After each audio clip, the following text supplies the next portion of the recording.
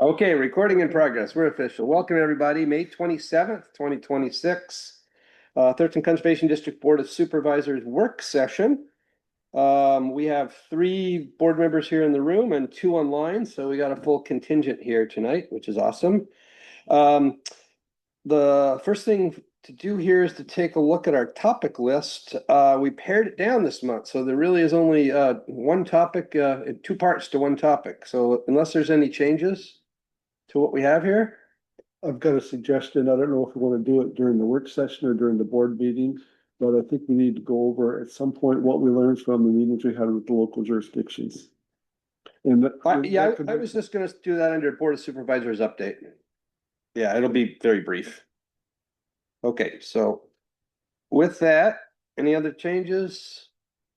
Okay, we'll go with this as presented, which means the first thing up here is the rate study presentation with FCS Group. And Sarah, do you want to kind of introduce this? And Yeah, absolutely. We have had the pleasure of working with Brooke and Jack at FCS Group, who we have worked with in the past on doing rate studies and on preparing some of our other database sets for Thurston County in the past, and have just had a phenomenal experience. We really benefit from their knowledge and their knowledge of doing this process with so many other districts throughout the state. So huge thank you to Brooke and Jack. We met with them. I met with them with Susan. We gave them our current budget, our newly adopted strategic plan, and sort of did some thinking about what types of resources we would need at TCD to look at accomplishing those strategic plan pieces. They've aligned their rate study with that new strategic plan, and with that sort of implementation perspective of carrying that vision out for the future. And they're prepared to go through a presentation today to share their findings with the board.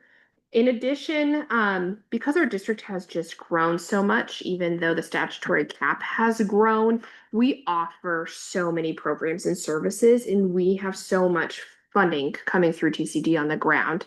What I asked them to do was prepare you guys a suite of options to try and recover as much of those costs as possible. Something that might eventually recover as much of those costs as possible, and an option that does not, and so that you guys can consider that. All of the options that they're going to share with you also look at the cost of inflation and increasing supplies and increasing realities into the future. And so all of them show great growth in each of those rates over the duration of the rate collection period. So I hope I didn't steal your thunder there, Brooke and Jack. Unless there's any other questions from the board, we can get right into it and review the study that you've prepared. let's do it. All right. So you should be seeing my screen now in front of you. Everybody seeing that all right? Okay, perfect. So as Sarah mentioned, I'm Brooke Tasha with FCS, and happy to be here this evening to chat with you all about the rates and charges analysis. Jack Hamilton with me as well. As mentioned, he's worked through a lot of the analytical pieces of this. So if we need to get into the details, he can help us dive in. But we can go ahead and just get started here. I do have a brief agenda. So first we'll walk through the rates and charges overview. We'll talk through the general cost allocation approach that we use to develop the rates, and then we're going to review the customer base as well as just the high-level budget for the district before we talk about some of those proposed rate strategies that Sarah was mentioning there. We are going to have a few strategies to look at, and can certainly entertain more if we'd like to look at those. And then we'll wrap it up with next steps and questions. You should certainly feel comfortable to jump in if you've got questions throughout as well. So just in terms of the overview, a lot of this is probably going to be somewhat repetitious for you all and likely know much of it. But as mentioned, we've worked with staff here at the district over the last few months to come up with the rates and charges proposals that you're going to see here based off of some of those updated budget and strategic planning documents that were mentioned. And that ultimately rates are really that kind of reliable revenue source that helps to provide that stability financially for the district into the future. Any adopted rate that we talk about here is going to be on the property tax bill of each parcel owner every year, and that the proposed rates that we're going to walk through have a ceiling, ultimately by the RCW. That ceiling has been lifted, but it does have a cap. And then any rate strategy that's approved, if there is a change that's proposed, that would need to also be approved by both the county commissioners as well as this district's board. And then ultimately, the maximum amount of time or the maximum term that we can look at is a 10-year term for these proposed rates. So just taking a look at how the CD is funded now through a mix ultimately of rates and charges and more of the project-specific grant revenues. Those grant revenues, as we know, are pretty volatile and are uncertain year to year, ultimately. And this system of rates and charges, again, being that more reliable source of revenue, really allows the district to continue their baseline operations more consistently into the future. And it also has some of those direct links to land use and the indirect and direct benefits that they receive from the activities at the district. And then finally, we're able to leverage the rates and charges dollars to bring in more of those grant revenues to Thurston County at the end of the day. So just looking here more specifically at the rates and charges system, it is based off of RCW 89.08.405. And as I mentioned very recently, and I know that Sarah was a good part of this, so we have her to thank for some of this, but the per parcel cap has now been increased to $25 a parcel, and it no longer has any sort of population requirements around it. So any county can achieve this $25 per parcel cap now.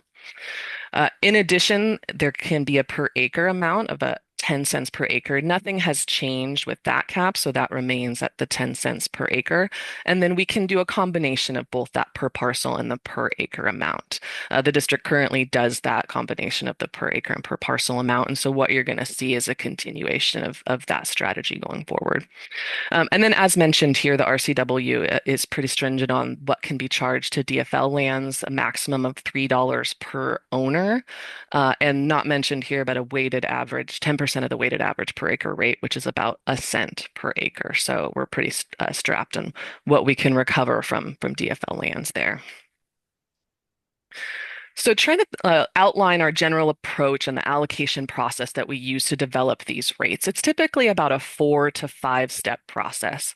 And what we first do is we have to define what our key programs are. And that's where we'll really lean on the district's budget and strategic planning documents to help us understand what those programs are. Things like protecting and restoring natural resources, building climate resilience and disaster preparedness. Those are some of the examples that come from Thurston specific strategic plan and budget documents. So those become our program areas, and we've got expense activities within those that help us understand what sort of activities you're doing in alignment with those strategic planning objectives, and they have costs associated with those. And so that's our first goal, is to allocate costs between indirect and direct benefits received. And when we do that, what we find is that we really heavily kind of indirect benefits from a conservation district, things like clean water, clean air, rich biodiversity.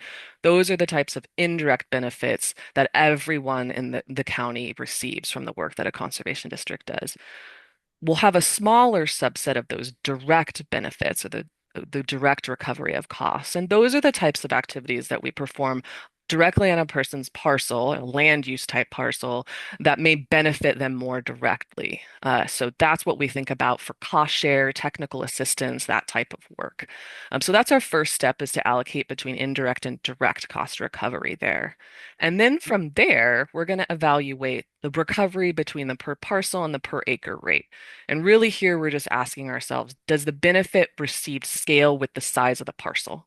And if we do think that really more of those direct benefits is where we see that, if we think that that benefit scales with the size of a particular owner's parcel, then we may recover that expense through the per acre rate as opposed to the per parcel rate.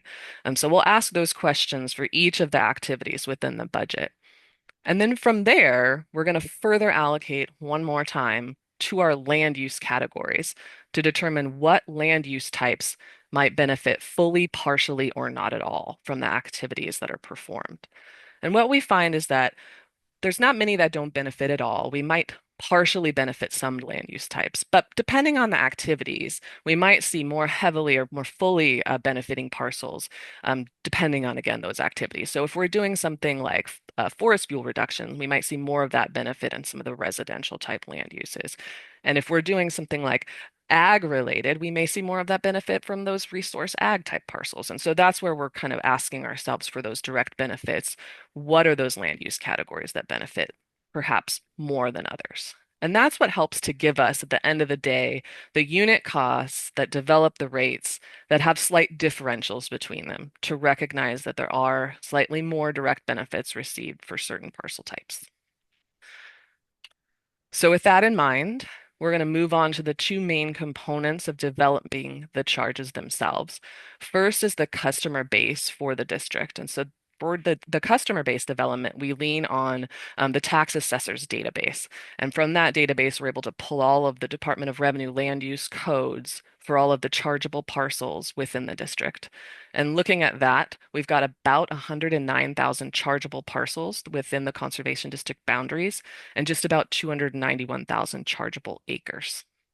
The only exclusions you see here are really the 1948 boundaries of Rainier, Tenino, and Yelm that have been excluded from the conservation district, and that will remain the same unless we hear of any changes there. So the other piece of this puzzle is the budget itself. So the cost that we're going to try to recover across those parcels and acres at the end of the day. So broken down here into the 5 categories that you see here total about $3.5 million in expenses. We've got 1.3 million in the Protect and Restore Natural Resources program area, just under 300,000 in climate resilience and disaster preparedness, about 530, 520 in the next couple of categories, creating community access and equity and organizational excellence. And then finally, we've got the administrative and overhead at about 815,000. So these are the program areas and the expense line items that fall within those, or where we allocated those costs through that 5-step process. Can I just quickly get a clarification here? And I don't know, Brooke, if you know this or if this is a question for Sarah, but what is organizational excellence and leadership? What is in that $520,000? Yeah, that is our 4th budget category in our unrestricted budget, Right. and that 4th bucket in our strategic plan. That includes things like funding development for future opportunities. That includes things like our conservation education center. That includes some of our other partnership and advocacy work. It includes a lot of those pieces. I can pull up Okay, more of our budget that's good. I'm specifically. trying to, in my own brain, understand how that differed from administrative and overhead. And you clarified that. Yeah, and administrative and overhead, just for the record, is like building rent. Yeah. You know, utility services, where it is not like activities that we're doing. Okay, thank you. I've got a related question. I look at the numbers and the administrative and overhead is a quarter of the total. That seems high to me. I mean, that may be what it comes out to, but when I look at grants that I've done in the past, if you got above about 25%, that's not good. Well, and 25% is our overhead recovery rate at the district. And typically we tend to see even a better sort of administrative to expense ratio, right? That's been lower in past years. As right, but the point I want to make is, as we're projecting into the future and we're looking at developing a conservation center, we're looking at trying to anticipate what those types of maintenance costs of operating a full-blown center might be, and anticipating that there may be some growth or some new expenses that we realize in that space. I think we need to be ready to defend that 5%. Or change it, but Yeah. let's just, we've clarified what it is at this point. Sarah, so can I let's just add move something? Sure. Can you, I think this 3.5 million isn't the entire budget. This is just our program. Is that correct? This is just because our entire budget's something like 9 million. So I think this is just our program budgets, and the administrative and overhead expenses is 25% of the program budget, but of the total budget, $9 million of the total budget, it's way lower. We're down in the 12%. Yeah. That makes Yeah, this sense. does not include all the entirety of all of the restricted grant funds that would come into the district. This would be all unrestricted future rates and charges. I understand that. Okay. Thanks for that clarification. Yeah, thanks, Susan. Okay, back to you, Brooke. Perfect. No, that was helpful conversation. Okay, so now with those two components, realizing the numerator and the denominator, ultimately, we can calculate our unit costs or our per parcel and our per acre rates. So based again off of that allocation process that we follow, we come up with the per parcel and per acre rates that you see here that differ slightly between the land use types. They are, however, above that $25 per parcel cap, and as well as the 10 cent per acre cap. And so in the next strategies that we're going to look at, we're going to look at a few different ways where we're going to bring that cap down to start to phase into increased rates, but we're going to maintain the differentials between these rates so that we're still showing that we have different rates by land use type here. Again, reflective of those indirect and direct benefits that we've allocated throughout this process. And just kind of noting here what you'll see and what you'll see throughout the scenarios that will follow is that residential resource ag are those two kind of highest categories here. And that will be the case in any of these proposed strategies. And then we're going to have kind of proportionally lower rates for the other categories you see here. And then designated forest land, of course, will fall pretty dramatically based off of the RCW cap at $3 per owner. So as mentioned, the district certainly has a lot of flexibility with the proposed strategies as we're phasing in a rate increase over time. And the initial strategies that you're going to see here are going to be in option one, looking at year one at the $10 cap. So we're imposing our own cap here, $10, and we're going to add $1 every year through year 10. So starting a bit lower here in this first option. Option two, we're going to look at starting our year one, so 2027 at $15, and then again increasing by $1 annually through the 10-year period. And then year three, we'll step it up and be a little more aggressive up front, start at $20, increase for $1 a year until we reach the cap, and that'll be in year six, where we'd stay at $25 throughout that 10-year time frame. So we'll look here initially at option one. So again, this is where we start at $10. And so you'll see pretty much $10 for residential. Resource ag is likely more like $9.99 without that rounding going on. But we'll follow again that same pattern throughout this 10-year time frame, increasing $1 per year. We'd reach $19 as our highest rate by year 10. And then in every year, we would have the same per acre rates because we're already at that 10 cent cap for residential and for resource ag. So it'd really be about phasing in the per parcel rates over time. With this particular strategy, we generate 15.7 million across the 10-year time frame, and you can see the annual revenue forecast at the bottom of each of those years increasing over time as we're bumping up that top rate. In the second option, we'd start year one at that $15 and again increase $1 a year through the 10-year period, where we would just be shy by $1 of the cap there in year 10. We'd reach $24 per parcel, again, for the residential land use types. In this particular scenario, we generate 21.1 million across the 10-year period. That's about 5.4 million more than the option one that we just looked at. And then finally, in option three, we would start year one at the $20 for the residential component, and then we would increase $1 a year through year six when we'd reach that $25 cap, and we'd remain at that cap through year 10. Certainly, this option would generate the most revenue across this time frame, 25.4 million, and just shy of $10 million more than option one. Quick question here. Is there a reason there's not a scenario that would be $25 in year one and no future increases? Only for political palatability, but we Okay, could thank you. certainly look at that. Yeah. Okay, thank you. Yeah, we wanted to get that feedback and direction from the board. and- It's absolutely an option. And there's also an option to not include any sort of increases or escalators. Yeah. Okay, thank you. I got one that's related on political applicability. Have you tried this in other CDs, and what was the response of the county commissioners there to different options, and what arguments did they bring up for and against? Yeah, You know, I'm gonna actually suggest that after she gives a quick answer, that's actually more about our proposal development. Okay, so just like what has been the experience of other districts in looking at taking advantage of this increased cap on rates and charges. And how to sell it. yeah, so ultimately, in many cases, we haven't taken different strategies to the county themselves. We've come up with the proposal that we've wanted to take and just taken that. So that's helped a little bit, I think, in trying to maybe feel out behind the scenes what that political palatability was before we got there a little bit, to help us understand maybe what that scenario was that we should bring.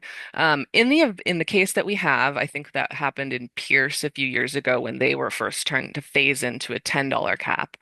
Some of the strategies that we talked about were inflation. If we had applied inflation since the previous rate increase, that can make up just some of the catch up, to tell the story a little bit there.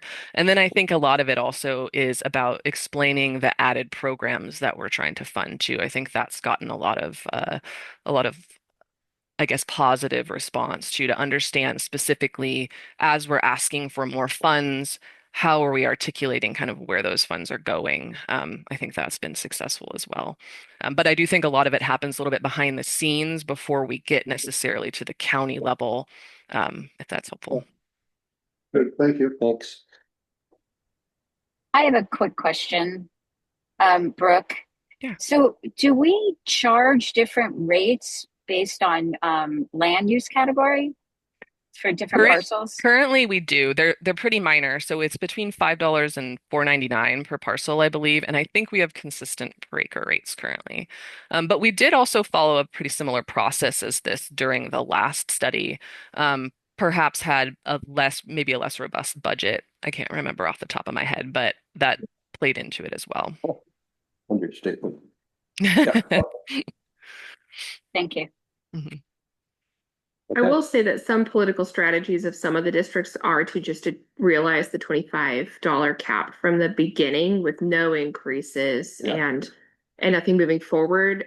San Juan Islands is moving forward with that proposal, and that was also at the request of their county commissioner. Yeah, I think it totally depends on the politics of Everybody's each county, different. so I don't know we can compare county to county necessarily. No, just sharing that is Yeah. an option. So somebody has done that. Somebody is doing Okay, that. all right. Yep. We have one example at least. Yeah, okay. All right. So I think we're kind of already here, just asking ultimately for guidance, and that's really kind of what we're looking for here as we're crafting the plan and asking for approval ultimately from the board, as well as work through the public hearing process, is seeking guidance on which of those or another that we'd like to look at. Yeah. Okay, thank you. Very clear presentation. Very, Awesome. very, very well done. Thank you so much. Absolutely. So let's open this up, and I'd like to start with David and Jen, who are online, just because I always tend to forget about the folks online. So either you want to kind of jump in with your thoughts at this point? Yeah, I'd like to make a comment. I think a great presentation, first off. I like having the three scenarios there, starting with the $10. I think that makes sense. I would like to see that fourth one with just starting off at 25, right? I get the trying to be politically correct and ease into a situation, but I think if there was also a slide that kind of showed what our need is and what the $25 increase would do for us, kind of comparison of those two would be very helpful for our county commissioners as we go to them to speak about this, because the need is there to go to 25 right now. Is it possible for them? I don't know that answer, but right now politically, I think we have a good relationship with our county commissioners, and who knows what that'll be in 10 years. I mean, things could change Next year. pretty quick. So, I mean, Good one, Dave. Thanks, David. Jen? Yeah, I would agree. There's something to be said for just ripping the Band-Aid off. Like, this is what we need. So let's ask for what we need and just do it and get it done. And then you have one time that you are really raising these rates and charges versus like every year it's a little bit more and a little bit more and a little bit more. And like, kind of which one which one feels worse or which one feels better? Just like get it done, or like every single year I'm having to pay more for this, right? So I think, and I know TJ, you've got really great relationships with the county commissioners and maybe have a better sense of which one might be more palatable, but we need the money. And like, if we can just get it all done now, let's do it now. Thank you. Doug, Marianne? I agree. I mean, I Yeah. don't have any more to say. I agree with starting at 25. Yeah, I think that makes a lot of sense because people are gonna be ticked off 25, geez, that's a big deal. But if we do it every year, they're gonna be ticked off every year. Yeah. Just psychologically, that's. I don't know if they'll be people kicked off. Well, react.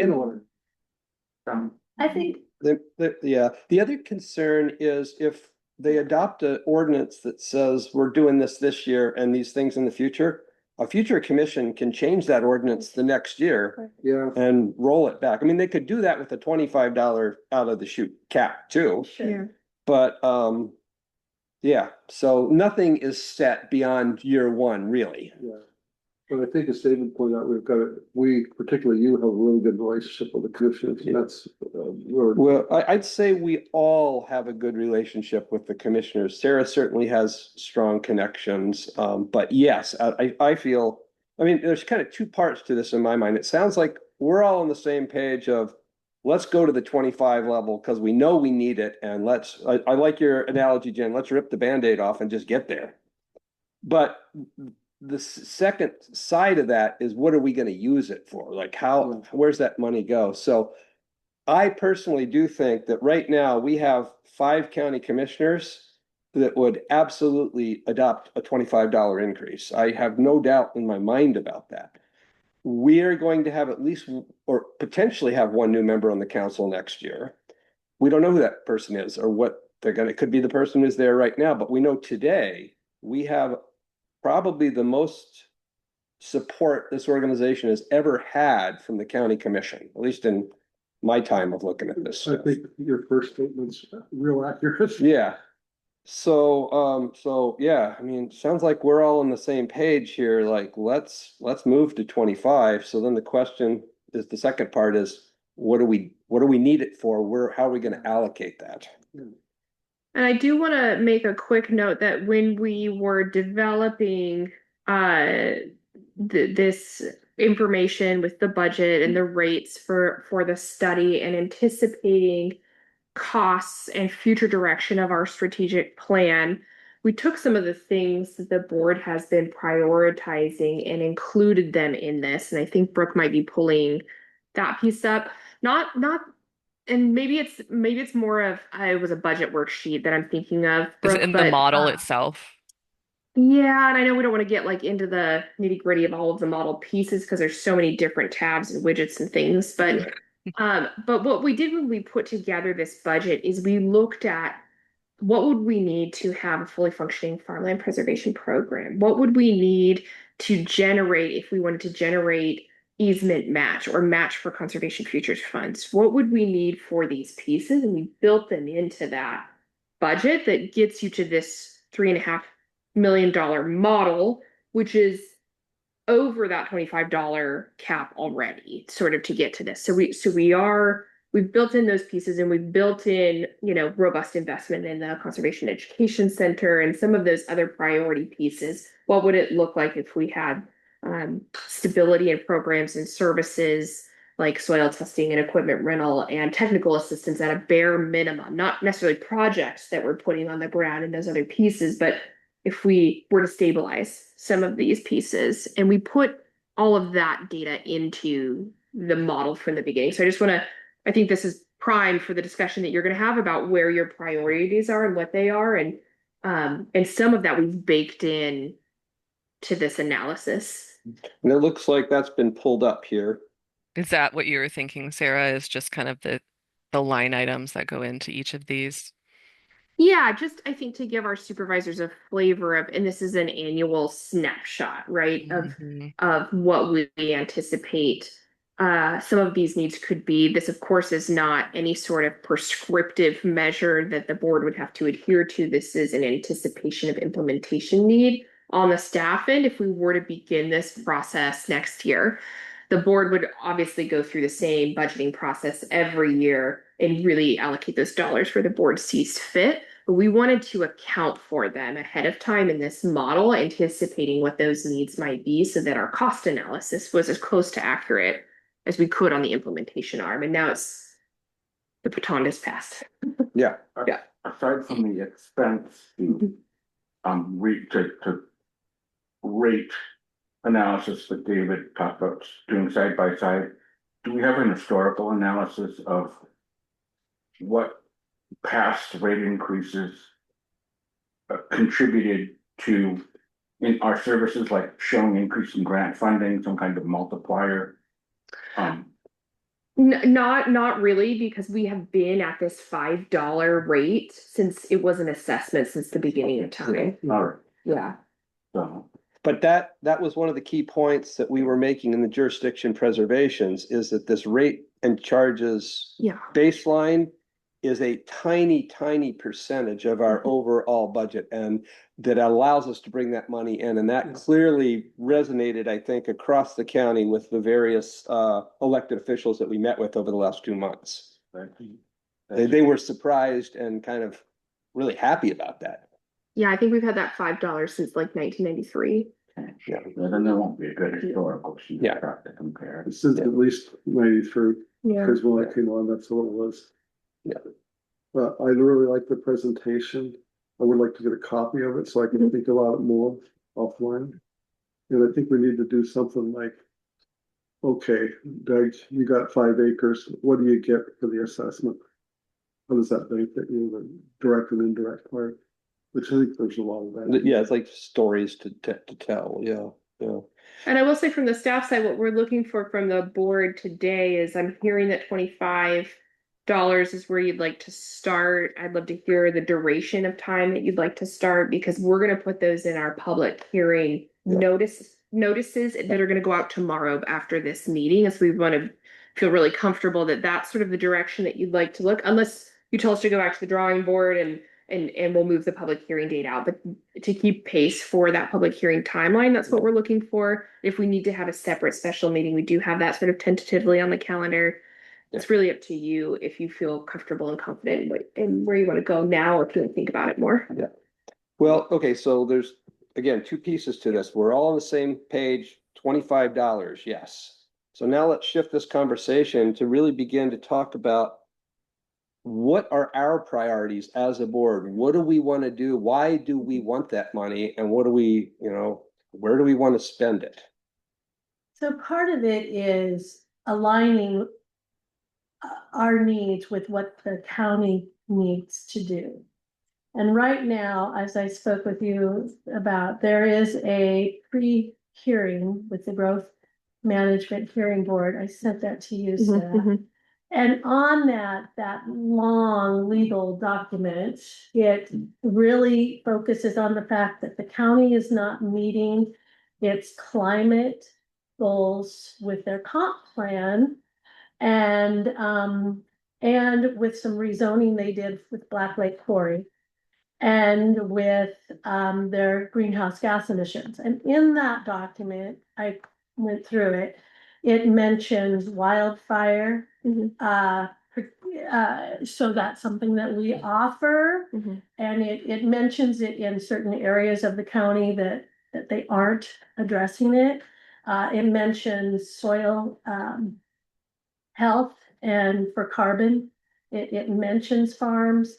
I mean, I can go through the details of it. I'm not going to do this to you now, but that document it's very important to know that the county's probably going to have to meet some goals that we can help them meet. Yeah. So I don't know, that's one angle. I like the way Brooke started out by saying this aligns with your strategic plan, which I think our baseline there was farmland preservation. Yeah, that was a big new initiative that we put in the plan. I'll hold off and see Jen and Dave, give you a chance to talk first, and then I'll come back to myself.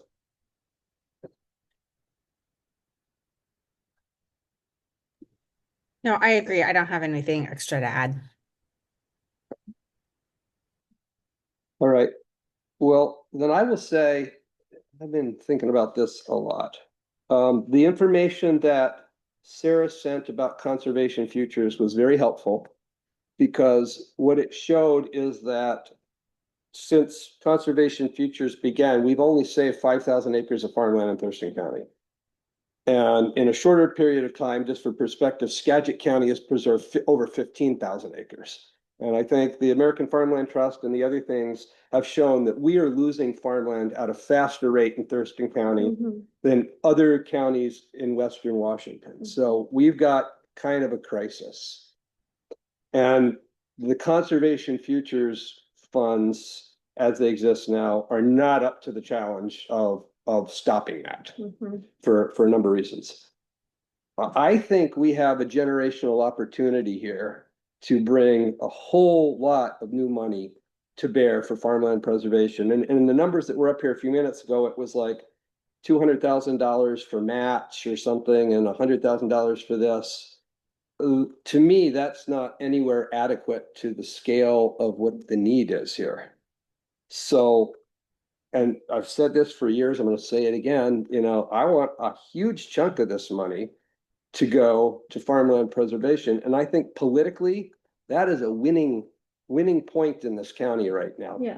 The commissioners are concerned, the public is concerned, the activists and the advocates are concerned. And if we were set to say, we want to raise rates and charges by $25, and this big chunk, the main reason we're doing it is to preserve farmland, I think we get a lot of people behind that proposal that aren't going to be as excited about a proposal that says we want to raise rates and we're going to do this other stuff that's maybe more diffuse and across the board. Not that it's not important, but politically and from a PR standpoint, it's not quite, doesn't have the same sexiness to it.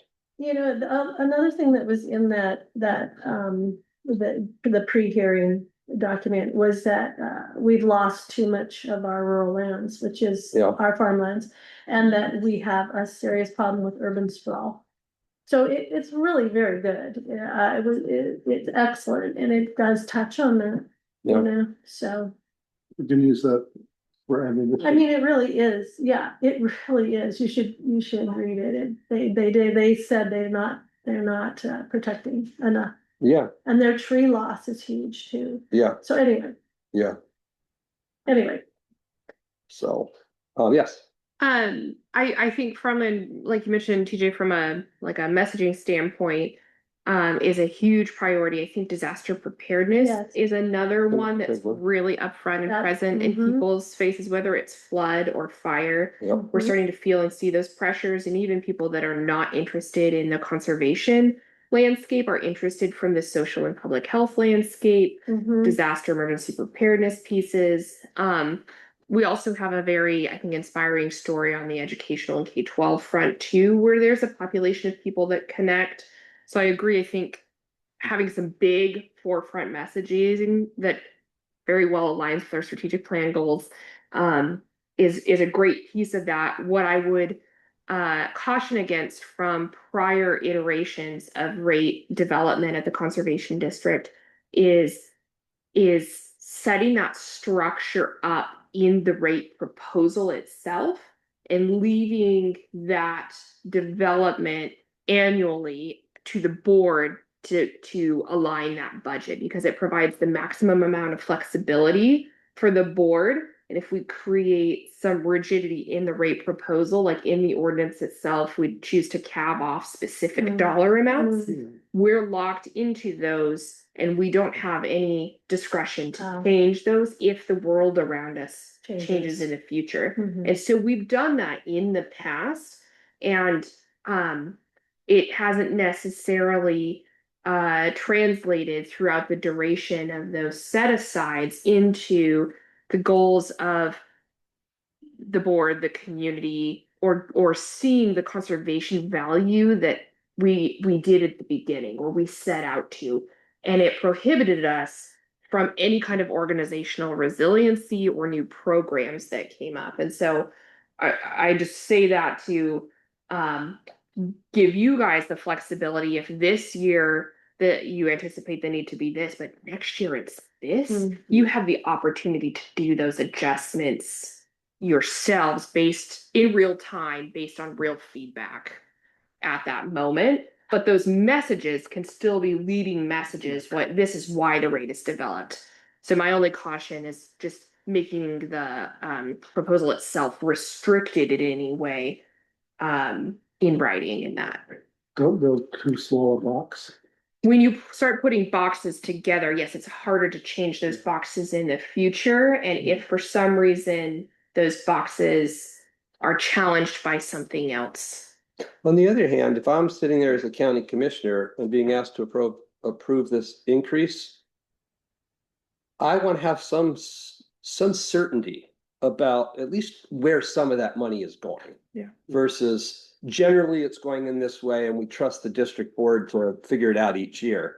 So maybe it's kind of a hybrid. Maybe there's a couple of one or two big ticket things like we're going to spend this much money on this thing. And then there's a lot of flexibility underneath that. And they understand the need for flexibility, I think. Yes, but elected bodies are always reluctant to cede power to other elected bodies when it comes to revenue. But I think a hybrid, as you pointed out, Yeah. I think that's a good way to do it. Yeah. I need to ask a basic question. What do you think about $25? I agree that politically it's the right time if we're going to do that. I do agree with what you and Jennifer said that perpetually seeing taxes increase is a frustration for people. And continuously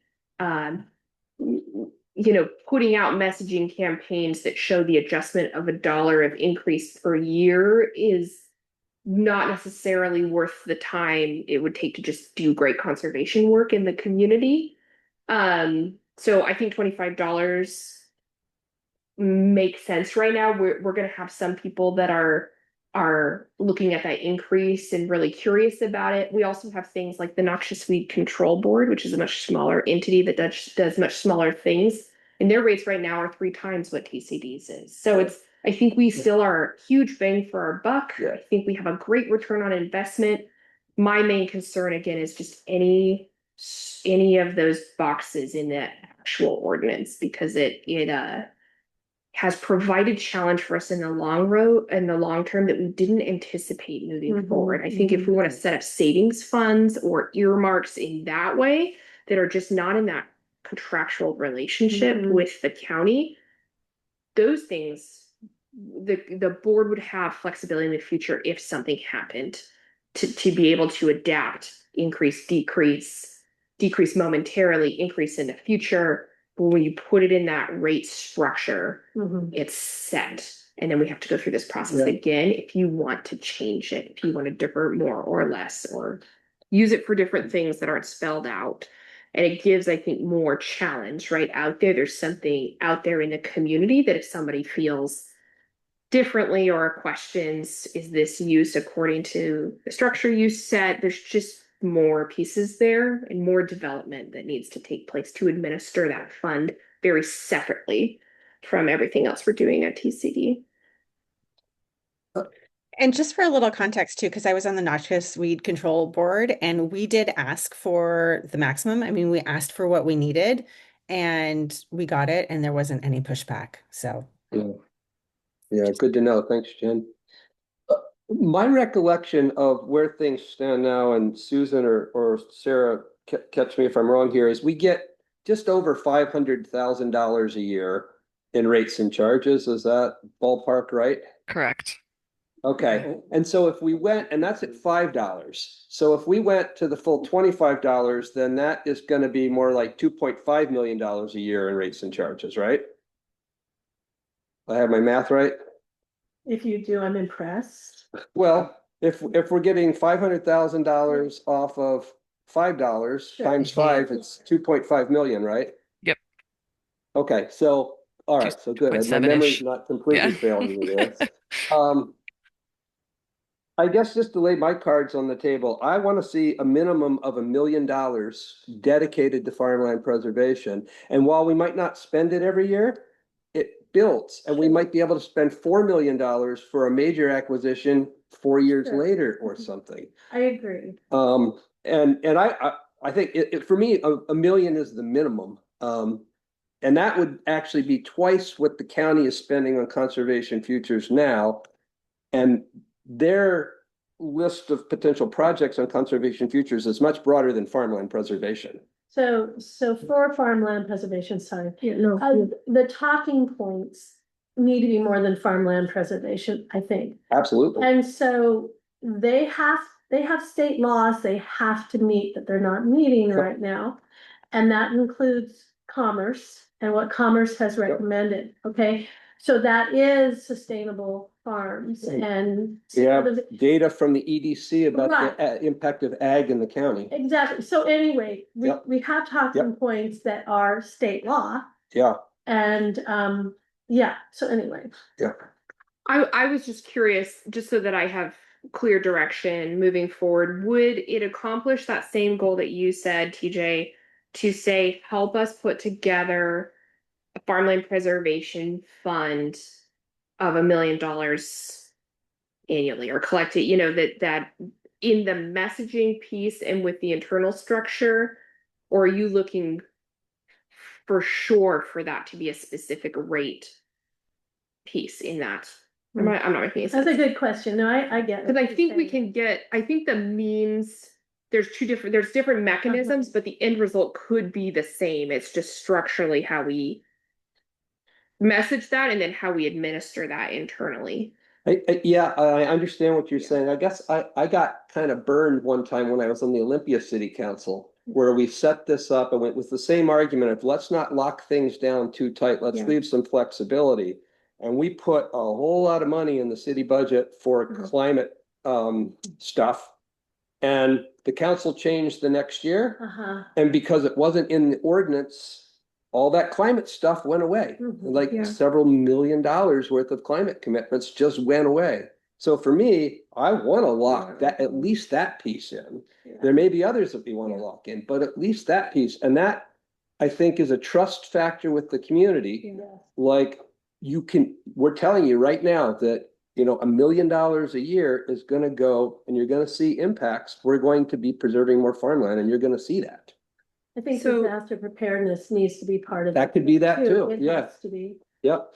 So my questions that would come up would be, what if we set aside this money and then we, for whatever reason, are not able to spend it at this rate and we have this set aside? Or what if in 5 years from now, we have this major devastating blow to the federal state budget, something, and all of a sudden we lose all of our money in one other space, which would generate, what if we had to lay off a huge portion of our staff while we have this other reserve set aside? That does happen in terms of like programmatically and in terms of funding things scale up and down. The cost of rebuilding back though will far Yeah. outweigh if we were to have funding flexibility to plug and play these short-term gaps if we needed to. And that's sort of what I'm looking at is that stability through the future, because if we lose capacity, then we lose the opportunity to keep program continuity and keep continuity of farmland preservation and the relationships we've built and the really unique specialized expertise of being a conservation district employee, which you can't find readily in all spaces. It is a very unique space to be in, and the hiring market can be really challenging depending on the job area. So I'm looking at like worst case scenario, what happens if the organization needs to pivot hard? Do we have the opportunity for these emergency circumstances? And we didn't in the past with that set aside rate. And that was the challenge. We didn't in the past and we shrunk very quickly. Could I make a Well- comment? I just Yeah, think go it's ahead.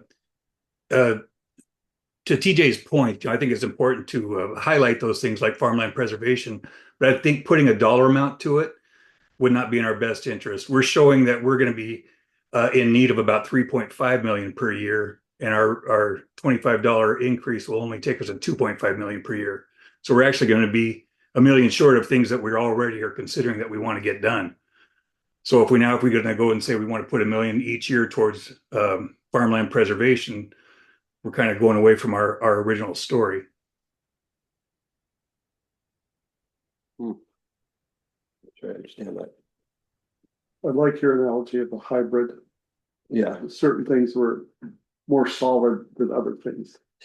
Yeah, and I guess one way to think about it is if we're looking at bringing an additional $2 million a year in rates and charges, and we're saying half of that, that's kind of a pretty good story right there. Half of this new money is going to farmland. That still gives us $1 million a year additional new money. So, twice what we already have from rates and charges to make those adjustments and pivots. And if it was something truly catastrophic, like you were saying, you can always go back to the county commissioners and say, this is truly catastrophic. Right. And we need to change this thing. And I don't think that's. We would have to go through the whole rate process over again. Yeah.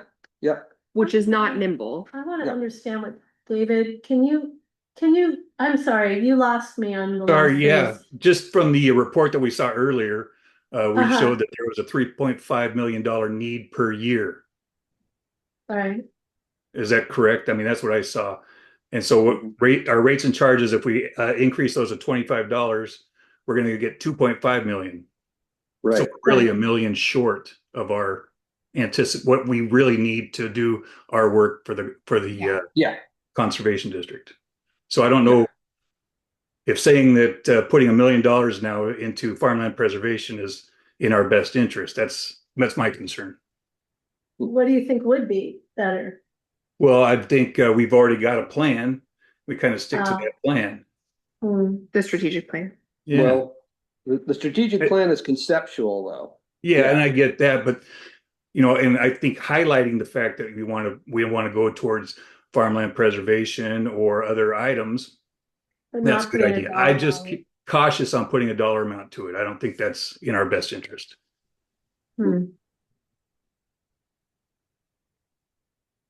I can see that maybe there would be challenges as we proceed with the Conservation Education Center initiative and the Farmland Preservation Initiative. Both are going to be resource heavy at different times. And I'm not sure how the board would feel about wanting to target resources if we have opportunities on either of those sides, whether it's an acquisition for farmland or an acquisition for the CEC and those resources. Because I think, to your point, David, if we chunk out that puzzle up front on the rate collection side, we're not going to have flexibility or growth in any of these pieces. We're going to sort of have our set aside pie slice and have to stick within that pie slice, which eliminates maybe some innovation or opportunity that we might be able to seize otherwise. Brooke said she could put together the $25 scenario if she wants. Yeah, I think, Jack, you sent me something too when I asked if we could look at that, and I'd love for you to maybe just share what you put together in the chat that I'm trying to read in real time. That might be really helpful. Yeah. Brooke beat me to it. Oh, Perfect. Brooke, you're muted. Thank you. Yeah, I've got it pulled up right now. So, and thank you, Jack, for getting that pulled together while we were chatting. But you should be able to see now this, if we were looking at starting at the $25 cap, this is what that schedule would look like. We would bring in just about 2.7 million, so a little bit higher than that, 2.5 estimate, but that was pretty much in the ballpark. A total of about 27 million across that 10-year time frame. Sure, yes. Yeah. And then, Jack, could you explain the comment that you put into chat? That's what I was trying to sort of understand. Yeah, that's I was more getting on while Brooke explained what it would look like by land use type for each of the rates per parcel. I was more trying to get at what the total estimated revenue loss would look like for the district should we adopt that $25 right from the get-go. Because as Brooke presented earlier, the rates necessary to meet the expenses outlined in the unrestricted program budget are all above the respective per parcel and per acre caps. So we know that there's going to be some sort of revenue loss, not counting grants or other outside funding sources into the scenario. So I was more trying to get at the fact that if we start right from that $25 per parcel, and this doesn't include per acre at all, we would be missing our budget by about $733,000. And so that was what I was trying to get at. Sorry if that was Got it. No, that makes But that's- sense. Yeah. Good Okay. point. That made me actually think of something. I'm pretty sure the legislation, when it was passed to increase to 25, also built in an inflation index. Does. right? That is correct. So is that factored into these numbers that we were just talking about? Like, I Not, guess you can't no. factor it in. Yeah, that's the We hard could part. we could use historical data, but who knows if that's valid Yeah. anymore. No, you got a But I great think point though. so we could safely say that this is the minimum amount that we would bring in each year because that doesn't include the inflation. Correct. So in 2029, I believe, is what the language says within the updated RCW, is when they'll start adding inflation to that cap. Okay. And I Okay. think it's every few years. But yes, there would be the availability to have language in, the resolution that talks about adding that, updated cap in the future. As you pointed out, we could estimate what that would be. We won't know, Yeah. certainly until that time. Yeah. Okay, thank you. That helps. Yeah. That's important. Okay, well, we're at 5 minutes till 6, and I think we have a couple of choices here. We can keep talking about this and try to come up with what we want to put forward to the public hearing, or we could break, do our quick updates, take a break, and then add that proposal as a formal item to the business meeting here after our break. It seems like this is a big enough decision that we need to take a formal vote. I agree. I'd rather see I it. see Ben, Yeah. the attorney says yes, so Mhm. okay, we'll go with that. Okay. So, okay, so you want to do that? You want to just take the last 5 minutes for our updates here, break, and then add, I guess we would put it under governance. Well, we already have it under governance. It's 6B, but it would just be an action item. All of governance is action. Yeah, just we'll have to have a proposal there. Okay, Jen and David, are you okay with that approach? 2 thumbs up. Okay. All right. Well, then that's what we're gonna do. Brooke and Jack, thank you. That was Thank you. very, very useful information, and your responses to our questions were excellent. Very pleased with your work. Oh, perfect. We're happy to be here, happy to help. So let us know if you've got any follow-up questions or additional scenarios. Yeah. Be We excited no to. doubt will. All right. Thank you, everybody. Okay, Hope the rest of the thanks. night goes well. Yeah. Thank Thanks. you. Bye. Goodbye. Okay, so let's shift to board supervisor updates then. Let's start online. Jan, Nothing from me? David, Nothing from me. all right, Doug. Nothing from me. No. Okay, this is short. Well, I got a couple things. Let's see, I'll start with the jurisdiction thing. So we finished the last of the jurisdiction meetings. We were in Tenino a couple of weeks ago. That was I will say straight up, they violated all sorts of laws and how they run that meeting in terms of public notification and following agendas. And I've never quite seen anything like it. But we did get our couple minutes there, and I felt like we got a warm reception, certainly from the mayor, but some of the other council people as well. So after doing all of this stuff, I think the takeaway for me is the majority of elected officials at these bodies sort of knew who we were and had a good feeling about us, but didn't know a lot of the details. And the details that we filled in seem to resonate pretty positively across the board, to the point where I think we've got 2 jurisdictions asking us for study sessions and joint meetings to do some additional work and figure out ways we can work together. That was Tumwater and Lacey, and that's great because we already have a really good relationship with Olympia, and this might allow us to build stronger relationships with the other 2 big cities. So I think it was time well spent. I'll put it like that. Yeah. I'd like to see us go after the 3 entities that aren't part of the district. Yeah, I mentioned that in all of those meetings that certain members of their community were, and that nobody bit on that one in those smaller jurisdictions. So we put it out there. Well, they're getting a lot of the service. The There. thing I noticed is I hadn't been to Dakota in a long time. I hadn't been to Tenino in a long time. Yeah. And felt I was remiss because of that. Yeah. My big takeaway is Yelm has grown dramatically Oh, since yeah. I've last been there. Hmm. And they're having city problems now that they didn't Well, have 10 years ago. They didn't do it quite right. No, No. no, it seems like a little Yeah. fast unplanned growth. Yeah.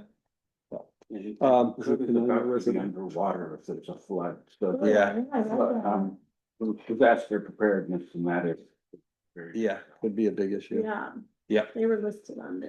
So that's it for the jurisdiction meetings. The other thing I wanted to mention is the Ag Viability Committee that I'm sitting on with the State Association. We canceled our last meeting because it was going to be a presentation from, I think, Washington Department of Ag on their farmland study, and we decided we could just read the study. We didn't need to have a full presentation on it. So our next meeting is scheduled, I think it's June 22nd. Might not be right on that date, but it's around that time. So it'll happen before our next board meeting. So I'll be able to report back at that point. I do have something really quick. Yeah. I had a community member speak to me and they were asking questions like, do we do any land use? I wrote a ton analysis that, that segments farmland actual, like ranching, animal grazing, etc., as opposed to like, acreage for just pets, horses, family use, because they look at the ag data that's out there and they said it doesn't make sense and it's kind of goes up. It like went up, and I thought of the conversation we had with Ashley when she was here, and I said, oh, it's got to be the backyard farms, or I don't know, little garden. Changing definitions. So they're very confused. Then that's just something I just wanted to put out there because that's important when we're asking for rates and charges, that people understand. Yeah. That. Yeah. That data's not right, but how to fix it, I don't know. So yeah, there you go. Okay, with that, you get the last word, Sarah. We did do a more intensive agricultural land use analysis within the city of Olympia, which was time and resource intensive, but it was really well done. And so it did look at agricultural activities, right? So lands that support agricultural activities or could support agricultural activities. And so that was a really interesting study. That's not been done comprehensively across the county at that level. But there's other things. There's other studies. WSDA has their own data set. The county has their own data set. There's lots of people that have data sets that they were looking at. Yeah. Anyway. I will just say that, and I put this a little bit in my report, but last Thursday I presented to the CURB funding board about the CEC. You saw that we were funded in there. I gave our presentation and the immediate response was, wow, that was fun. They were really excited. They loved the presentation. We had unanimous support from a rather large board to fund this work. We had a lot of support locally as well.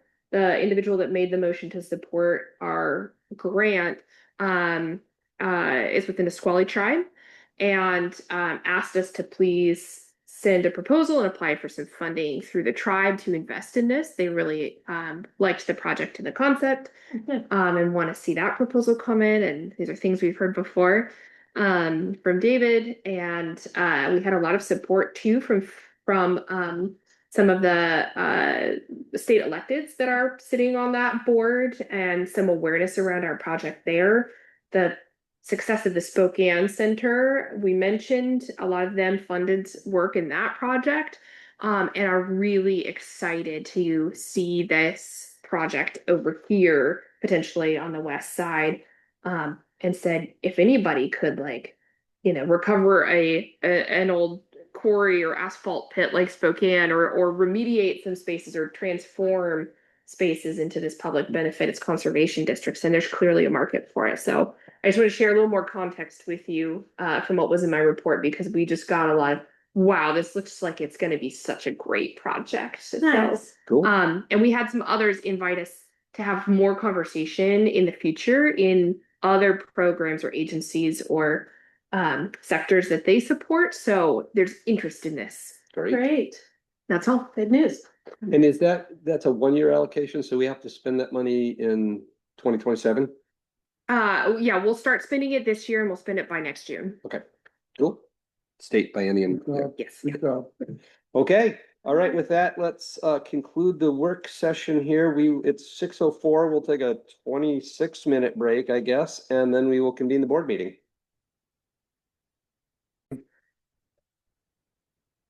All right, it is 6:30 and it is time for the Thurston Conservation District Board of Supervisors monthly board meeting, May 27th, 2026. Welcome, everyone. We're recording this.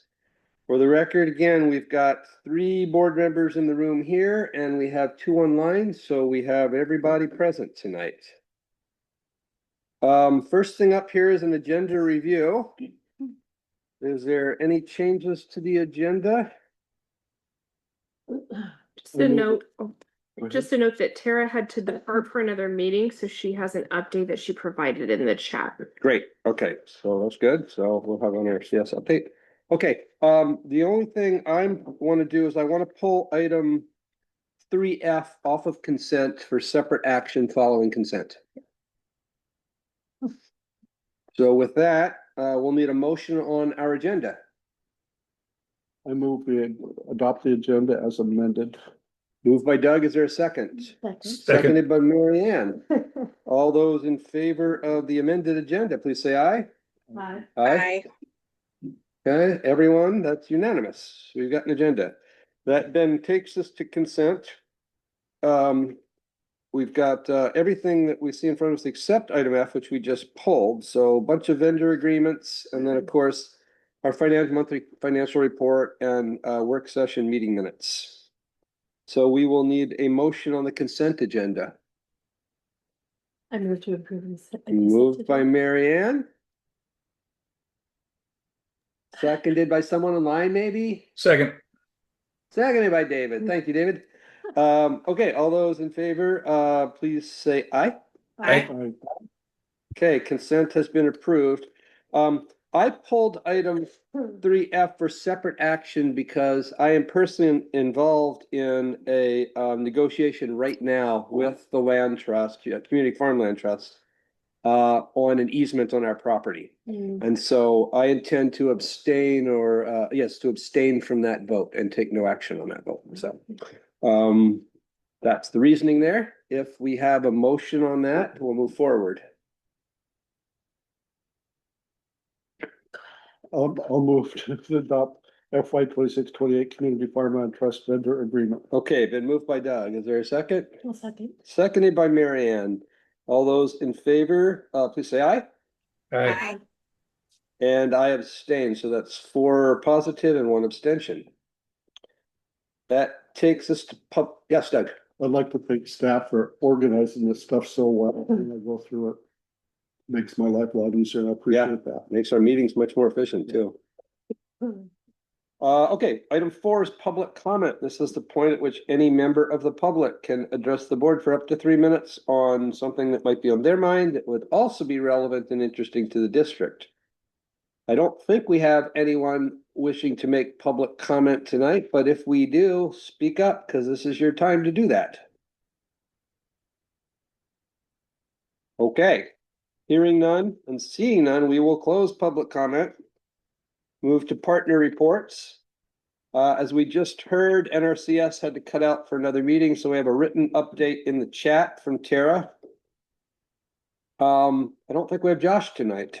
No, Josh is at senior night with his son who is graduating in a few short weeks, sends his regards, and also just wanted to mention that TCD is as usual on track to meet our CAP goals, conservation accountability program with the commission. The commission just completed a strategic planning session of just the commissioners.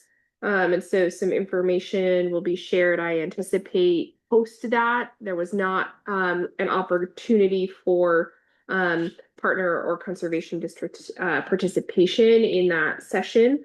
But I'm hopeful that there'll be opportunities for us to engage following that opportunity, following that strategic planning session. Because a lot of it focused around implementation of things like youth education and work that conservation districts do directly on the landscape. I think that's it. I think that's all I said to mention. All right, we got a update vicariously for the commission. So that's then takes us to the last report, which is WACD. Sarah? Yeah, I think two things to highlight is thank you to those of you that filled out the supervisor survey that WACD sent. That data has been really useful to the board, and we'll start to see some of the data that's coming out of that, and it'll really help inform some maybe communication gaps or service gaps or ways that that support can be refined. I think secondarily, some of those early findings are we're really seeing that the engaged population of district supervisors might be transforming. So the folks that are participating and filling out these surveys and potentially showing up to develop policy might be representing different agricultural and environmental sectors now versus at some point when past policy was developed. So there's really interesting data, I think, that we're going to continue to pull out of that into the future. But of course, I was fascinated by all of it. So there's that piece. Moving forward to on the Sustainable Funding Committee side, we are working with Western Washington University to do an analysis and feasibility study of a variety of revenue collection and rate models. A lot of the conversations that TJ, you were the catalyst for really at the annual meeting around regressive sales tax really hit home to and resonated with a lot of others and really transformed the direction of this committee. And so that was really exciting. So we are looking at other models in that. I don't want to go too much into that. There'll be more that comes out of this study. We'll also be looking at what those types of allocation models could be to different districts and a lot of those structural components. The next opportunity you'll have to hear kind of a big statewide update on this is in September, following the September commission meeting. There'll be sort of an all districts WACD meeting. This will be a component of that. And then again, of course, at the annual meeting when we're anticipating that the study will be finalized. That's sort of phase one in this process. And phase two is more work around coalition building and developing messaging. Why are conservation districts statewide so important? What would the landscape look like without us and the work that we do? What would we be missing there? And who are our partners in this process? So that phase two, again, is not slated for this year, but it's slated for this next piece. There's going to be an ask for districts to support financially that process and consider it as part of their budgeting cycles moving into next year. WACD paid for the phase one study piece. I'm anticipating they may pay for some of the next phase of this. Maybe the commission will pay for some of it, maybe not. Districts will also be asked to invest in creating a sustainable funding initiative in the future. So again, we'll bring more of that information back, but you'll start to see some messaging around that prior to our own budget season. Okay. I have a Ways and Means Committee update. Yeah. And basically, we've developed some alternatives. We're having a meeting tomorrow. So we'll see how that goes. But the idea is to streamline and clarify the resolution process. It's one of the main things. The resolutions are pretty screwy sometimes. And that's being generous. Okay. Thank you. That concludes WACD updates. Then we'll move into governance. It's that time of year. We have to elect board officers again, 3 positions, chair, vice chair, and auditor. And I think we'll just take them in that order. So I will accept nominations for the chair if there are any. I'll nominate TJ Johnson. Okay. It needs to, okay, it's been. It has been, yes, we do. It has been moved by Doug and seconded by Marianne to nominate me. Are there any other nominations for chair? We like everybody else. Oh, gee. Thank you. That was mean. Okay, then we will close nominations for chair and we will take a vote on that nomination of appointing me as chair or electing me as chair for the coming year. All those in favor? Hi. Okay. Aye. Okay, 4 ayes and 1 abstention. I never like to vote for myself. Well, you're doing a good job, TJ, you really are. Thank you, Doug. I appreciate it. What? Oh, no, you did nothing. Who was it? I think Barney Frank said that at one point. He said something to that effect. Barney Frank? Yeah, who recently died. Oh, Yeah. Okay, second position here, is vice chair. Are there any nominations for vice chair? I'll I'll nominate. nominate Mary Ann. I'll second that. Okay, moved by David, or nomination from David, seconded by Doug. Are there further nominations for vice chair? Nope. Okay, so we will then vote on whether we want Mary Ann to be the vice chair for the coming year. All those in favor say aye. Hey, Aye. I'm gonna abstain. I'm gonna do a TJ. Okay, and 1 It's still kind of abstention. odd, Yeah. Yeah, okay, so that's 4 yes and 1 abstention. And then the final position is board auditor. Are there nominations for board auditor? Doug? Can I nominate Doug? I hear a nomination for Doug. And David saw. Yeah. Yep, David has been our auditor for a long time and done a Thank you, great David. job. Thank you, David. Kept us out of trouble. Yeah. Okay, so we need a second on the nomination of Doug for auditor. I'll second. second. Oh, go ahead. Okay, I think the current auditor got in there first. Good. So David got the second on that. So all those in favor of electing Doug as auditor, please say aye. I, Aye. Abstentions? Abstention. 1 abstention. I like this. We're setting a trend here.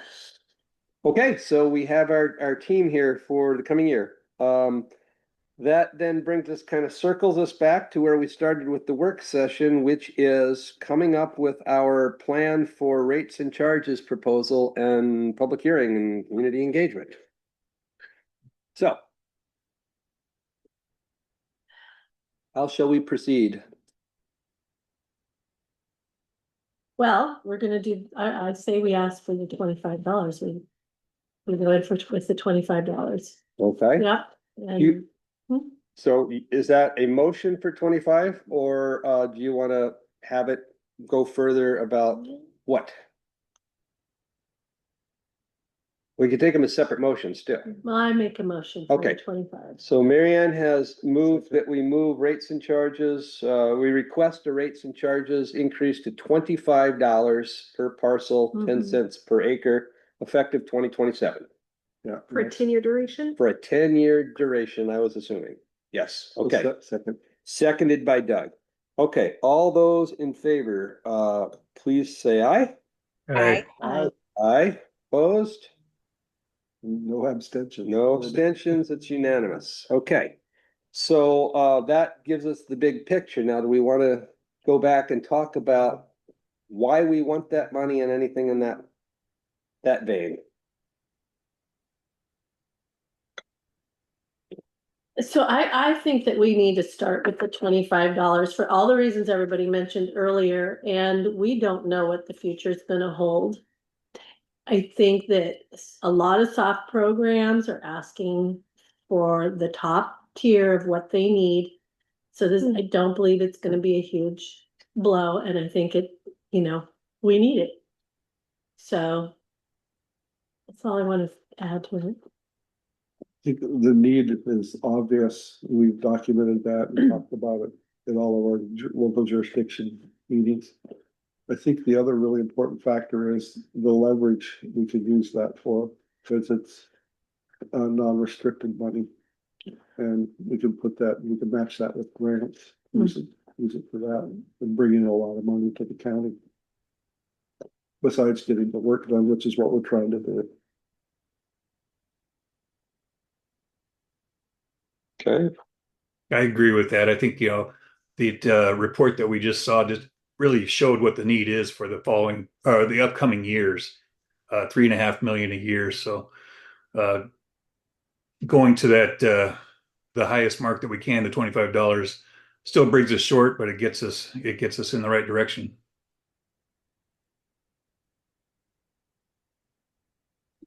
Well, as chair, I generally don't like to make motions, but I'm going to make a motion.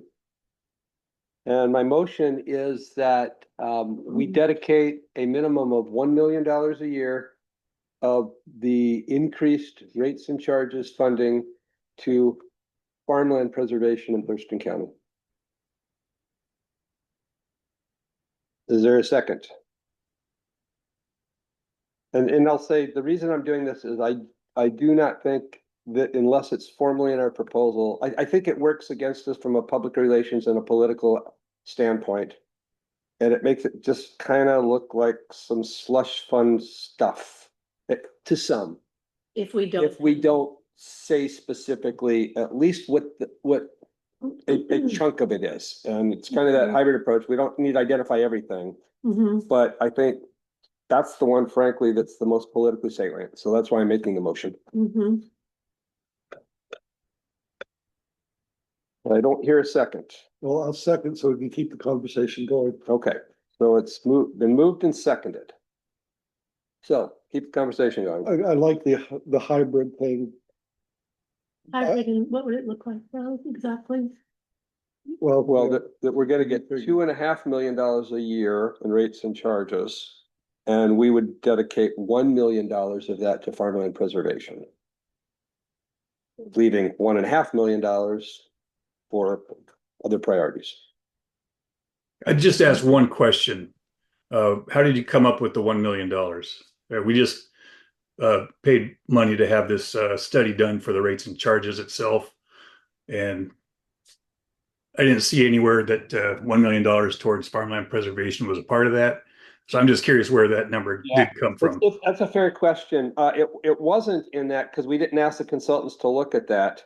It came from looking at the reality of how far behind Thurston County is in preserving farmland relative to every other county up and down the I-5 corridor.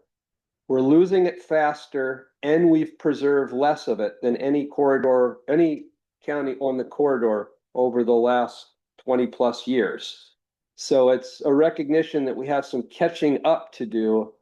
I've also had some discussion with land trust folks and have learned that there are projects that they don't even bother applying for funding to preserve land right now because the county has such limited funds that they're not going to get it. Okay. And the third piece, and this is why I say it should be at least $1 million, land is getting more and more expensive. Just as an example, for our own property, we got the Yellow Book appraisal. I was stunned at the value of the development rights and the easement just on our 4-acre farm parcel. And then thinking about how many of those are elsewhere in the county, I just think the need is probably a lot greater than $1 million, but I think that's a reasonable ask within this proposal of a $25 rates and charges and yeah. We need to encapsulate just what you And said. yeah. Because yeah, that is it. So I don't know, does that answer your question, David? That's kind of my logic of where it came from. It could be $1.5 million, it could be 2 million, but I think we need to think about competing priorities. Yeah, no, I understand that. I'd like to hear. Oh, sorry, go ahead, Jennifer. Oh, David, I was just gonna say. Okay, go ahead, Jen.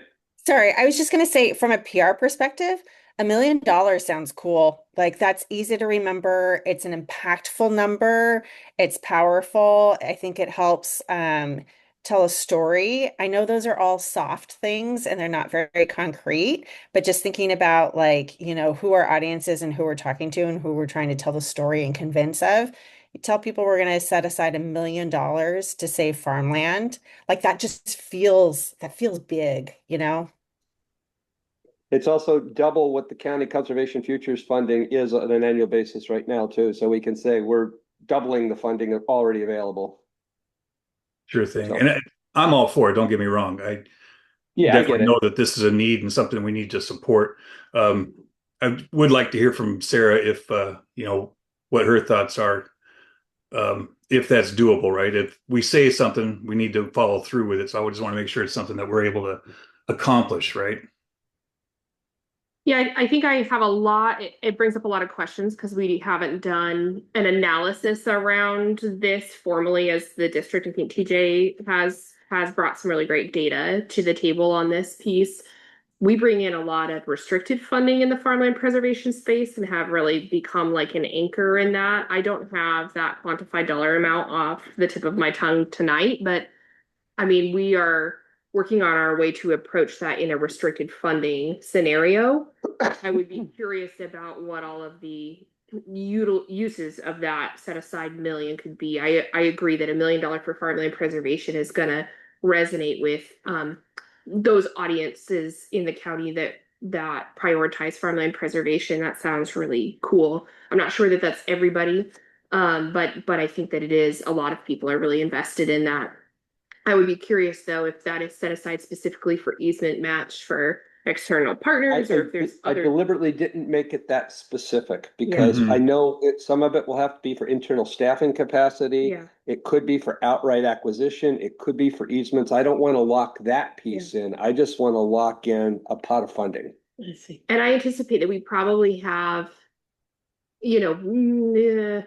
over $500,000 maybe annually already sort of that we've built over the last year and continues to grow that is dedicated funding already to this. And so I think we're building it in a restricting capacity because those dollars are available and we are.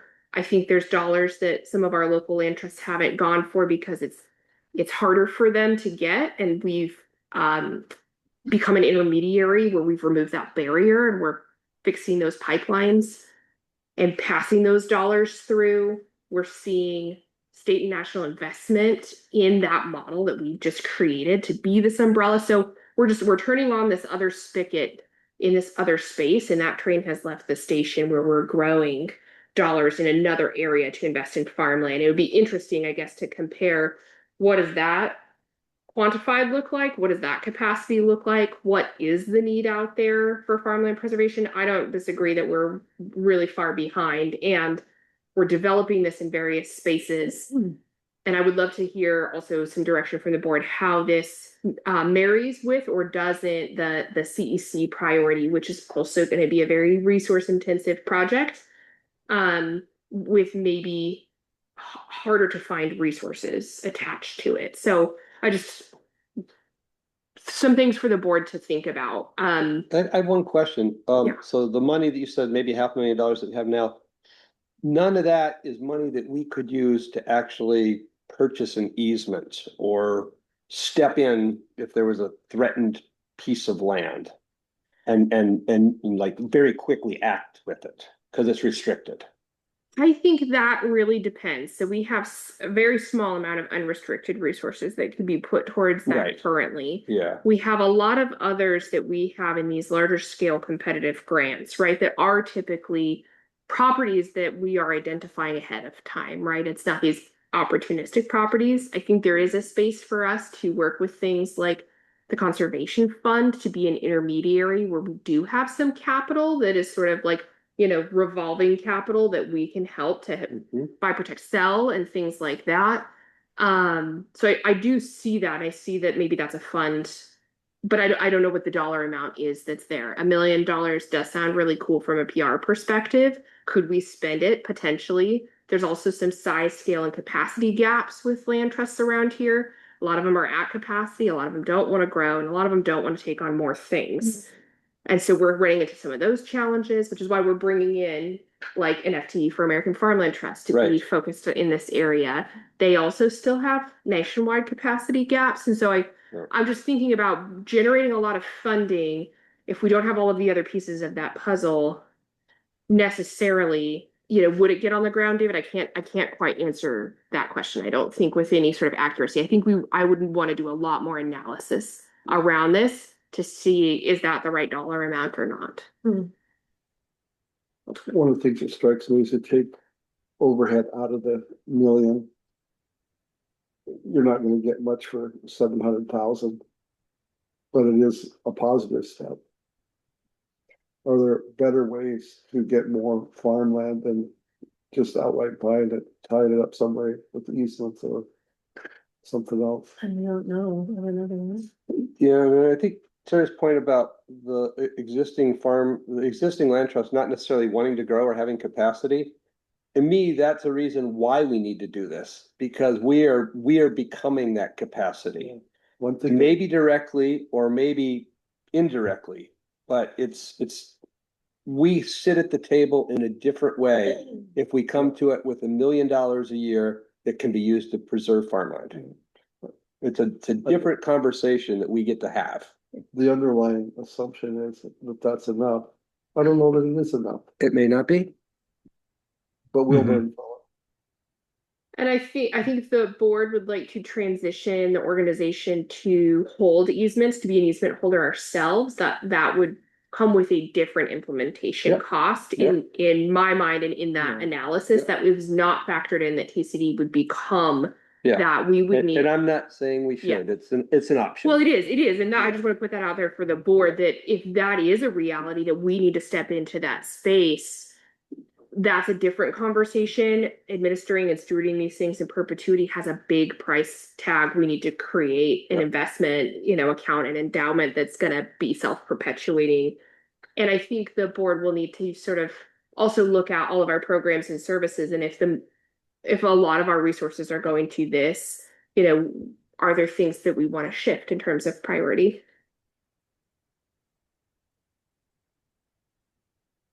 Sorry, that was more questions That's than okay. clarity. There's a lot to think about here. It's a really There complex is. topic, and it's one that Correct, we are losing farmland and we're not doing anything to stop this train.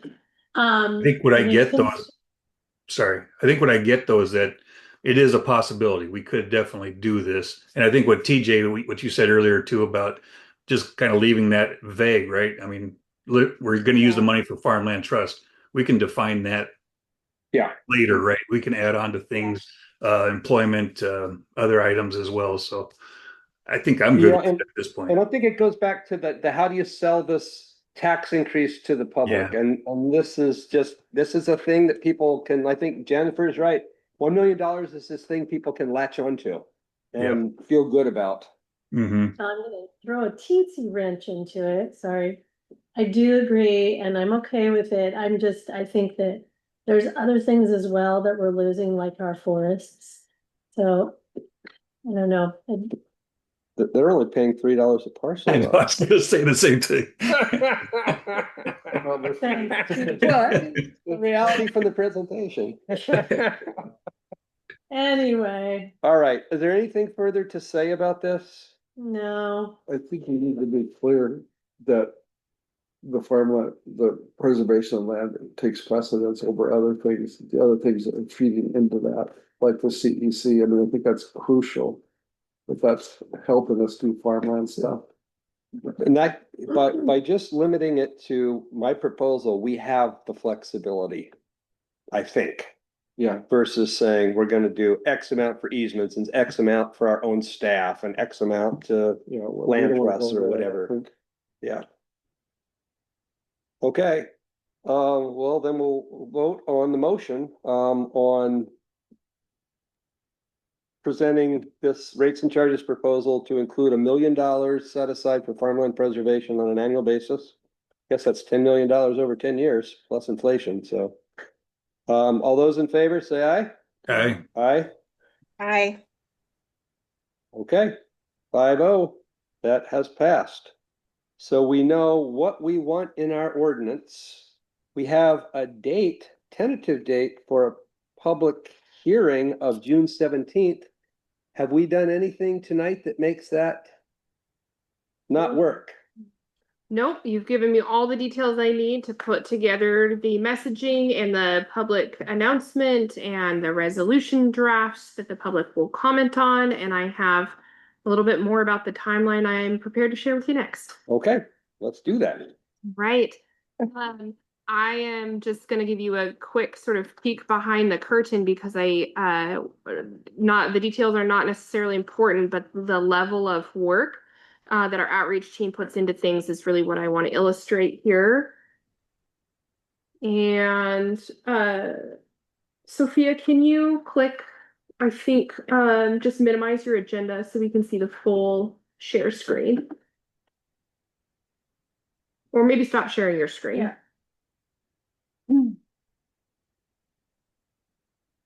Awesome. So again, the tiny print is not the moral of this story. It's that there's some statutory requirements around publicizing for public hearing for rates and charges, which is the bare minimum. And as you can see in this, lots of text on the screen and this Gantt chart and these variety of media outlets and methods, our outreach team really goes above and beyond to publicize this information and to create conversations, to generate campaigns, and put this information out there.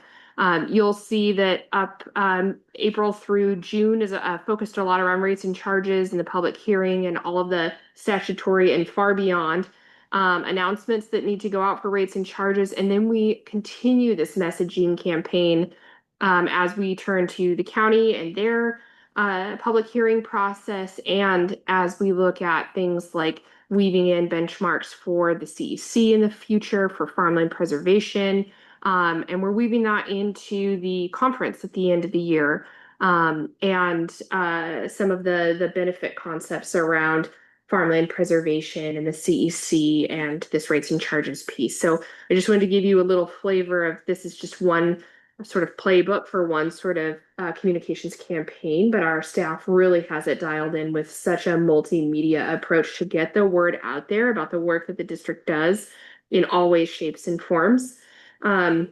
I'm not hearing that we're going to need any kind of special meeting on June 3rd. We had that tentatively held in case there was more that the board wanted to think about as far as setting the rates, or they wanted to ask the consultants to go back and adjust anything. So we have good direction. We'll move forward with advertising for the June 17th public hearing. So we will do that. It'll be here at our office. And we'll have a sort of we'll put that draft script that we've used in the past out to TJ, who's administered those, and updated as needed, and have a short presentation that shares this. Staff will really work on the messaging element, especially with that $1 million for farmland preservation piece of this. And this farmland preservation piece and the rates and charges and the CEC and the conference, a lot of our big initiatives we've been branding under this United in Conservation campaign, because we really want to unite all of Thurston County residents for the good of conservation across all landscapes, shapes, forms, whether it's wildfire, urban stormwater, farmland preservation, etc. But we'll make sure that that 1 million for farmland preservation is like a really easy tagline that's attached to that piece. So that's what I've got. Is there any questions? Just a thought about the public hearing. This room doesn't lend itself, is it very well to a public hearing situation? Is it possible? I guess assume these tables move around a little bit. They No, look like they break. They out. are kind of fixed. they are very heavy. They are hundreds of pounds. They're very challenging. We can Okay. definitely try to move them with lots of manpower. I think we did Well- last time potentially and had them sticking off the sides. Yeah, I don't want anybody to Yeah. get hurt doing this, but if it, you I think know, we did. public hearings are supposed to be a little bit more of a formal thing, and Yeah. maybe at least we can all, maybe, I don't know, turn one table, we could all gather around up here, so it's more of a, Or get another table and put it up there. yeah, something. Well, we have. Okay. This is just a funky space to do a public hearing, but Able to use our restoration crew strength to help Yeah, but these are, turn one of these last time. yeah, why don't you just move that over there and then we're facing this way? I don't know, I don't know, I leave it up to Anyway. people just to make it look more, but don't hurt just anybody. less like you know, it's a collection of random chairs against a wall over there. Have a chair against a wall. Or sit at the table with us or whatever, you know, just a Yeah. little more formal. Stack your own chairs when it's over. And Okay, I think we did that with some rows of chairs last time, and we had tables coming out of the sides. I think yeah, that's I what don't happened. remember what it was, but yeah, we'll get it. Yeah. Okay, good. All right. With that, item C under governance is to take a look at next month's agendas.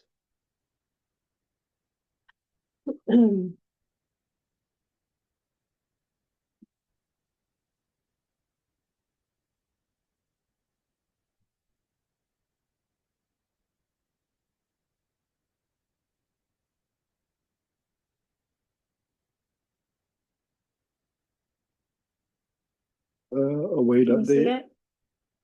Well, it's there. Number 4. Yep. Okay.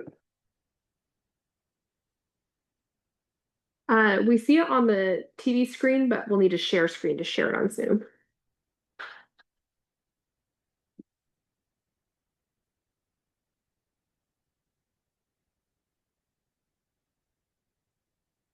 You could click screen and that will get us there. Okay, there we go.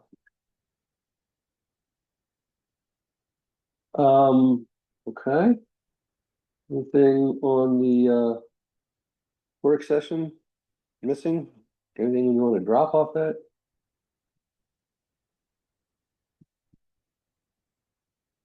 Okay, I don't think we need legislative update. probably not. I think we asked to take that off of the reoccurring for now, Yeah, or strategic planning outreach. yes, that can definitely go away. Yeah. Check that one off our list. That looks more doable. That's gonna be like on the 25th or something. What's the date? 24th. Good for it. It's gonna be after the hearing. Yeah, the hearing will be on the 17th. Yeah. So you'll be able to review and react to the feedback and then adopt any resolutions you wish during the public meeting portion. So is that on the agenda for the public meeting? It should be. Let's Okay, scroll let's go down to Yeah. governance. It's not yet. No. So we'll adopt, Yeah, we'll have to put a item, let's make it item A, adopt rates and charges, resolution. we typically have Or resolutions ordinance. as standalone items on the agenda. That's true, we do. Let's do that standalone. Yep, And just a reminder, there'll be 2 resolutions. There'll be one that sets the rates and the terms of the rates and duration, and then there'll be an appeals process, which that's right. is standard and has not changed. And we're not recommending any changes to the appeals process. Is that something that the consultants looked at? Not the appeals process, Okay. no. And to be honest, we have not had challenges. We've had some folks raise to the county assessor, hey, I think that I'm charged inappropriately because this is a $0 fee in this space. Or some weird things like that. And I've been like, oh yeah, that's an error. You can remove that. And it hasn't been anything rising to the level of an angry landowner appealing or anything like that. So Okay. There's been work on a policy change on public engagement and access that will probably be ready for at least discussion in the work session Yeah, next month. okay, So- we'll put that up. oh yes, thank you, Ben. Where do you want it? Let's do it after the community partner presentations. Let's make it item 4 before our kind of update stuff.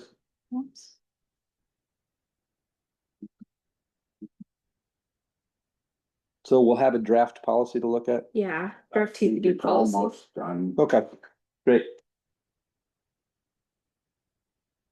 What? The policy has a name, but I'm not remembering exactly there. Do you remember what it was called? It was a public access policy. It has a longer Public name, but access. that's a good placeholder for now. Okay. All right. That includes governance and moves us to the last item, which is an executive session. This executive session is to discuss potential litigation. This is permitted under RCW 42.30.110, sub 1, sub I. We will be meeting as a board, all 5 members, our executive director and our legal counsel. This will be a 10-minute executive session. We will get briefed and updated on potential litigation issue. We will take no action and we will report back out after 10 minutes, at which point we will conclude our meeting. So the time is now 7:09. So we will move into executive session and we will come out of executive session at 7:19 p.m.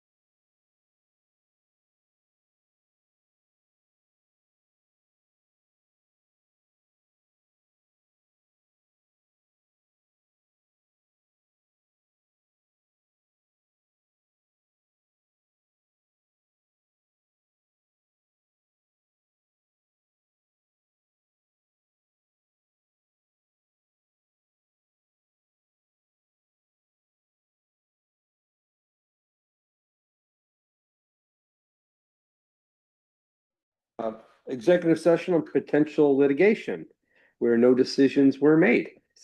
7:19 again. It is 7:19 again, or still. The microphone doesn't. Microphone to pick it up. Yeah. Yes, we came back from executive session at 7:19. And that was our report out. So that means that the last item on tonight's agenda is we need a motion to adjourn. I move to adjourn. Mary Ann Second. moves to adjourn.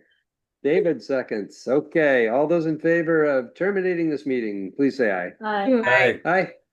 Okay, thanks, everyone. No abstentions again. No abstentions. Good night. Good night. Thanks, We're